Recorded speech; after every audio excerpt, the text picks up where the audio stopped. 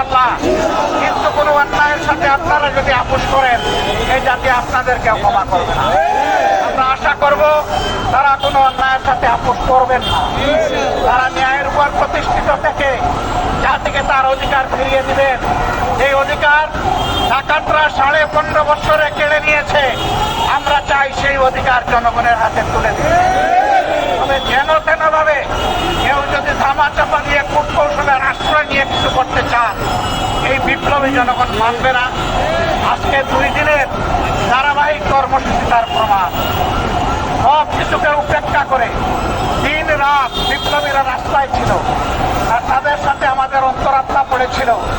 আমরা সবসময় তাদের সাথে সম্পর্ক রক্ষা করে চলছিলাম। আমরা পরিষ্কার বলে দিতে চাই, জুলাইয়া বাল বৃদ্ধ বনিতা শিশু মা বোনেরা সহ সবাই যেমন রাস্তায় নেমে এসেছিল, আগামী দিনে যেন আর এমন পরিস্থিতি তৈরি না হয় যে আবার আমাদেরকে রাস্তায় নামতে হবে। রাস্তায় নামার আগেই দাবিগুলো আমাদেরকে পূরণ করে দিয়ে দিবেন আপনারা। আমরা সেই দিনের উপেক্ষায় থাকলাম।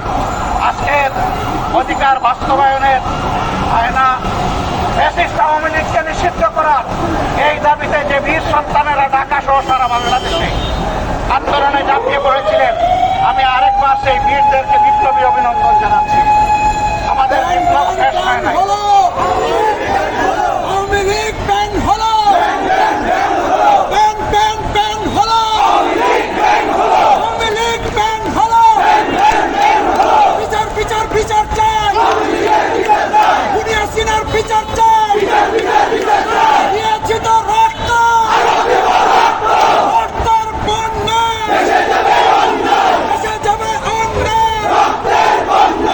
জাতি একবার রক্ত দিতে শিখেছে, সেই জাতিকে কোনো কিছু দিয়ে তো মানা যাবে না।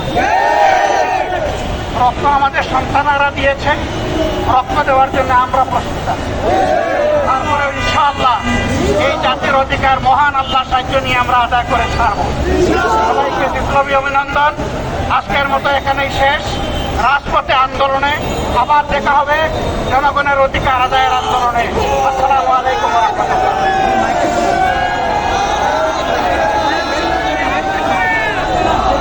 ভাই এবং বন্ধুগণ, এখন আপনাদের সামনে সমাপনী কথা বলবেন শ্রদ্ধাভাজন জননেতা, কেন্দ্রীয় নির্বাহী পরিষদ সদস্য, মহানগরী উত্তরের সংগ্রামী আমির জনাব সেলিম উদ্দিন। সংগ্রামী বীর জনতা, আজকে দেশবাসীর পক্ষ থেকে আমি সর্বপ্রথম আল্লাহর শুকরিয়া আদায় করছি। সাথে সাথে আমি কৃতজ্ঞতা জ্ঞাপন করছি আমাদের সংগ্রামী আমির জামাতের, যিনি বিপদেও জাতির সাথে থাকেন, সুখের সময় জাতির সাথে থাকেন। আজকে এই মধ্যরাতে আমাদের কষ্টের সাথে আনন্দের সাথে সহানুভূতি প্রকাশে আসার জন্য তাকে দেশবাসীর পক্ষ থেকে বিপ্লবী অভিনন্দন জানাচ্ছি। সংগ্রামী ভাইয়েরা আমার, আমাদের বিজয় এখানেই সমাপ্ত হয়ে যায়নি, আমাদের যুদ্ধ এখানে সমাপ্ত হয়ে যায়নি। বাংলাদেশ থেকে বেশিরভাগ চূড়ান্তভাবে নির্মূল না হওয়া পর্যন্ত আমাদের লড়াই, আমাদের সংগ্রাম, আন্দোলন অব্যাহত থাকবে।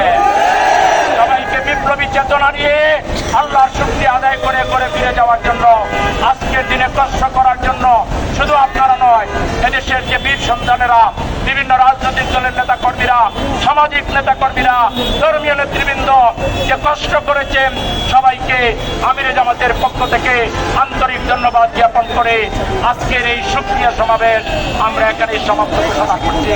আল্লাহ হাফেজ। আসসালামু আলাইকুম ওয়া রাহমাতুল্লাহি ওয়া বারাকাতুহু।